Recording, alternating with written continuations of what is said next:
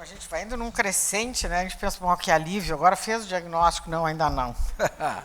Tem ainda os diagnósticos diferenciais, vocês estão vendo, realmente não é a troco de nada que essa doença precisa de uma associação, precisa da divulgação, precisa do apoio de todos os envolvidos, porque realmente vocês estão vendo, né? Daí o paciente pensa, agora deu, doutora? Não, ainda não. Nós vamos ainda ter uma palestra agora sobre os diagnósticos diferenciais na doença inflamatória intestinal, que eu quero convidar a doutora Carolina Beda, que também é gastroenterologista, preceptora aqui do Hospital Edgar Santos, e também é membro titular das nossas associações. Agora nós vamos voltar para a aula de diagnósticos diferenciais da doença inflamatória. Então, a doutora Carolina, por favor, agora tu vai ter que botar o pessoal a prestar atenção. Olá, boa tarde. Deixa o pessoal se acalmar um pouquinho, né? Eu gostaria muito de agradecer o convite, fiquei muito feliz. Então, vou falar um pouquinho sobre diagnósticos diferenciais. Como a doutora Flora já falou, a doutora Andréa, o diagnóstico da doença inflamatória é um desafio. A gente depende da clínica, da endoscopia, da histologia, dos exames de imagem, e muitas doenças mimetizam a doença inflamatória. Cada característica individual que a gente encontra no paciente com doença inflamatória pode estar presente em outras doenças. E esse diagnóstico incorreto pode levar a um atraso e a um erro terapêutico. Recentemente, a gente pegou um paciente lá no hospital, que ele tinha uma clínica de doença inflamatória, um exame de imagem sem doença inflamatória, o médico da UPA prescreveu um imunobiológico, infliximab, numa receita, sem nenhum outro tipo de exame. Então, meu objetivo é colocar aquela pulguinha atrás da orelha, toda vez você vê, ó, será que esse paciente realmente tem doença inflamatória? Para tornar a aula mais dinâmica, eu trouxe uns casos clínicos para vocês. Então, o primeiro caso é uma paciente de 40 anos, que chegou à unidade de emergência com a dor de distensão abdominal há 24 horas. Há 3 meses, com cólica abdominal leve, difusa, diária, principalmente após a alimentação. Tinha uma massa palpável também em fossa ilíaca direita e um surgimento de uma fístula em região perianal. Perdeu 2 quilos nesse período e vinha hipocorada, com o abdômen distendido, sem irritação peritoneal e com plastrão em fossa ilíaca direita. Então, de exame inicial, ela já tinha uma hemoglobina de 8,6, um leucograma discretamente elevado, um PCR também discretamente elevado e uma albumina baixa de 3,2. Toda investigação, PPD, IGRA, laboratório, sorologias virais, todos negativos. Ela foi submetida ainda na unidade emergencial a uma tomografia, que mostrou espessamento e realce parietal em ilha terminal, que podiam estar relacionados a um processo inflamatório infeccioso, além de distensão de alças a montante, com níveis líquidos e uma fístula enteroentérica. Esse caso foi discutido já com componente fibroso. Foi discutido com o radiologista especialista em doença inflamatória e ele realmente sugeriu que era um quadro compatível com doença de Crohn. Foi iniciado hidrocortisona, dieta zero, sonda nasogástrica, sintomáticos. Foi feita, então, a avaliação com o proctologista, que não viu nenhum tipo de indicação cirúrgica, já que era uma fístula simples. E ela evoluiu com melhora dos sintomas. Com a melhora dos sintomas, ela fez uma colonoscopia, que mostrou uma erosão isolada em cólon transverso. Além disso, foi visto um intenso processo inflamatório em ascendente, com úlceras longitudinais e presença de uma subestenose, além de um intenso processo inflamatório também em seco e válvula ileocecal, com úlceras longitudinais e subestenose, que impediu, inclusive, da gente passar do aparelho progredir para o ilho. Repetiu, dessa vez ela fez uma enterorressonância para a gente estudar melhor o intestino delgado, sinais de doença inflamatória intestinal, predominantemente em atividade ilioterminal, e sinais sugestivos de doença fibroestenosante. A paciente evoluiu bem, com dieta branda, assintomática e prednisona em desmame. Então, ela voltou, cerca de 30 dias depois, com os resultados do anátomo patológico. Ela referia que tinha uma perda de peso de 5 quilos nesse mês, mas estava bem, aceitando bem a dieta. E a anatomia mostrou BAR positivo. Na verdade, a paciente tinha uma tuberculose intestinal. Realizou a tomografia, que confirmou realmente, ela já tinha um quadro de tuberculose pulmonar, mas ela ainda não tinha nenhum tipo de sintoma. Então, sempre no diagnóstico diferencial, a primeira coisa que você tem que pensar é um processo infeccioso. Seja infecção viral, bacteriana, fúngica, protozoária ou helmíntica. Sempre deve ser considerada no diagnóstico. sintomas intestinais, extraintestinais, viagens, histórias sexuais e condições que influenciam o estado imunológico, quando as meninas já falaram, também é muito importante nesse diagnóstico diferencial. A tuberculose geralmente cursa com um quadro muito semelhante à doença inflamatória. Diarreia, dor abdominal, febre, perda de peso, pode ter uma obstrução, uma massa. Geralmente, ela acomete a região ileocecal, com úlceras transversais, e, normalmente, um segmento curto, né? Diferente da doença de Crohn, que normalmente é aquele segmento salteado. Mas, nesse caso, a paciente tinha realmente um processo inflamatório extenso. E nenhum teste isolado, muitas vezes, consegue diferenciar o que é tuberculose e o que é doença de Crohn. Endoscopia, biópsia, cultura pode não ser conclusivo. E se existir essa dúvida, se você persistir, se o paciente tem realmente tuberculose ou doença inflamatória, você pode lançar mão do teste terapêutico para a tuberculose e seguir esse paciente a longo prazo.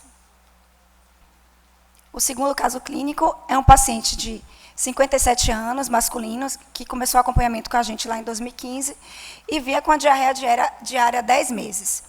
Tinha fezes líquido-pastosas, moderado volume, com muco e sangue vivo, sem relação com a alimentação e sem restos alimentares. 5 a 6 digestões ao dia e não tinha nenhum tipo de perda de peso. Exame físico sem alterações. Ele trazia dos exames somente o PCR discretamente elevado, parasitológico mostrava estrongiloidíase, laboratório normal, trazia sorologia para hepatite B e C não reagente. Foi feito o tratamento empírico, com o tratamento para estrongilose com ivermectina, e a gente completou com albendazol e metronidazol, e solicitado um novo laboratório e a coluna. Então, ele voltou com o resultado da colonoscopia, disse que após o tratamento com ivermectina, o metronidazol e o albendazol, ele evoluiu com remissão do quadro e trouxe parasitológicos já normais. A colonoscopia mostrou o reto com lesão ulcerada recoberta por fibrina, ocupando 1/3 da circunferência, além de outras lesões ulceradas menores e esparsas. A mucosa de permeio era edemaciada, ainda tinha uma erosão aftoide isolada em transverso, doenças hemorroidárias e úlceras lineares em canal anal. Ele não trouxe a anatomia. Como ele melhorou, houve a suspeita de doença inflamatória intestinal. Como melhorou, ele sumiu, né? Voltou 3 anos depois. Quando ele voltou 3 anos, ele já tinha voltado os mesmos sintomas há cerca de 8 meses, mas bem mais intensos, e tinha uma perda de peso de 10 quilos nesses 8 meses. O laboratório agora já mostrava uma hemoglobina de 11, uma albumina de 2,9, parasitológico negativo, vinha também de alteração VDRL 1/256, trouxe sorologia para HTLV, C, B negativo. Como a gente está na unidade do SUS, comumente a gente interna o paciente para tentar agilizar o processo, né? Se o paciente for ter que fazer uma colonoscopia, uma endotomografia, pelo SUS demora muito. Então, a gente decidiu internar para fazer essa investigação. A endoscopia mostrou uma candidíase esofágica códice 1, indicando que ele já tinha algum grau de imunossupressão. E a colonoscopia foi até ilioterminal com úlceras aftoides em colo direito, um pólipo sigmoide e um enantema reto. E aí, nos exames, evidenciou que ele tinha um anti-HIV 1 e 2 reagente. Esse, a gente foi fazer a revisão do prontuário, a gente solicitou todas as vezes esse exame. Ligavam para ele, pedia para ele repetir, e ele não ia repetir. Então, a gente só conseguiu ter diagnóstico realmente no internamento. Ele tinha um CD4 de 24, e a anatomia patológica mostrou um processo inflamatório crônico, ulcerado em SEC ascendente, podendo corresponder à infecção por CMV, que foi confirmado na imunistoquímica. Então, 90% dos pacientes com SIDA podem ter um quadro de diarreia, que pode ser relacionada diretamente ao HIV ou secundário, uma doença oportunista, e pode acometer tanto o intestino delgado como o intestino grosso. CMV é muito comum em pacientes imunossuprimidos, inclusive pacientes com doença inflamatória intestinal, que chegam descompensados, a gente faz o exame para tentar, muitas vezes, afastar o CMV, e os achados endoscópicos mimetizam a doença inflamatória. Então, toda vez que você der o diagnóstico, na investigação diagnóstica do paciente com doença inflamatória, ou se antes da imunossupressão, é mandatório você pedir as sorologias virais. Pode ser HIV, B, C, Epstein-Barr. E sem imunidade documentada, é recomendado que você também faça a vacinação desse paciente. Hepatite A, varicela, cachumba, sarampo, rubéola. E o rastreio cervical para HPV em todas as mulheres também, com doença inflamatória, é obrigatório. O terceiro caso é um paciente de 20 anos que deu entrada na gente no ambulatório, no internado. Ele vinha com história de diarreia há cerca de 7 meses, com fezes líquidas de pequeno volume, com restos alimentares e episódios noturnos. 5 a 7 evacuações ao dia. Sem sangue ou muco ou gordura. Ele cursava também com edema progressivo ascendente em face e até face e uma perda ponderal de 6 quilos.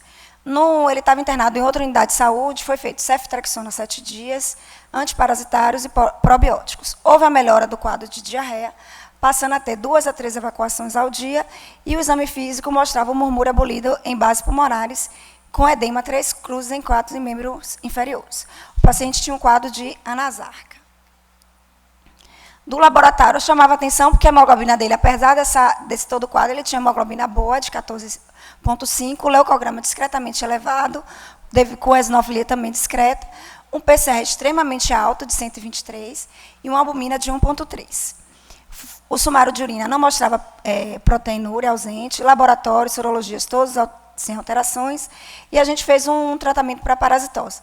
Habitualmente, devido à prevalência tão alta de parasitose, quando esses pacientes chegam para a gente costuma fazer esse tratamento empírico, né?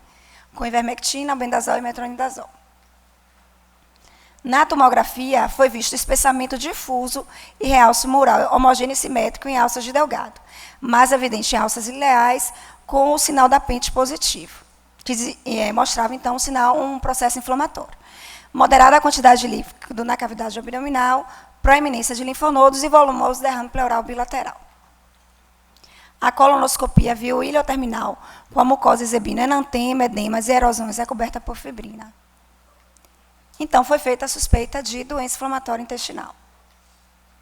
E, mais uma vez, a histologia nos salva, né? Na verdade, esse paciente tinha uma estrongiloidíase.